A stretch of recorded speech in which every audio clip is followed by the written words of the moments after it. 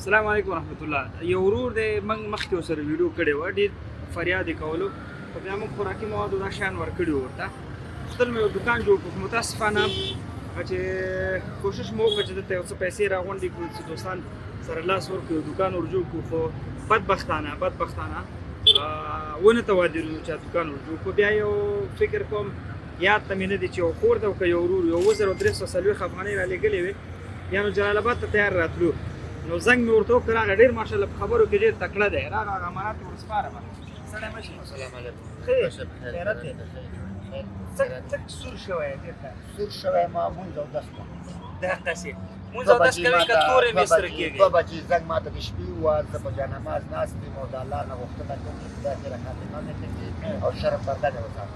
خیر اوسي. او دغه ما کې بازار دی، خلک به راټولېږي، الله دې مشکلات حل کړه. ورته اسلام سره. امین. هغه امانت دې واخله، ډېر تکړه یې، خو ما بس الله تعالی دې درنه راضي شي. ګوره یو کورنۍ له خوا 2340 افغانۍ دی، دغه واخله او جیب کې کېږده، یو وړه موړه شی واخله. موږ چې همیش لپاره جلال آباد کې توضیح درلوده، انشاءالله تعالی دې الله دې ډېره پورې ژوندانه در صحیح باندې ده. لاړه مه کیسه او ستا دیدن مې وکړو، دا ما ته پیسې درکړي. الله جنتي کوي. ستا کښې مې یادېږي اوس. بس چې کش کې چې بیا چېرته کېږو، خو اوس موږ روان یو سفر باندې. یو کار به دا کړې، بچیو به درس هم ویل. او دې ته ګټه ډېره مننه، الله خوشحاله. السلام علیکم.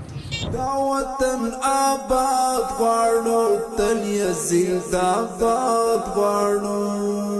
ناپوهي دې ورکسي، علم او سواد غواړو. ناپوهي دې ورکسي، علم او سواد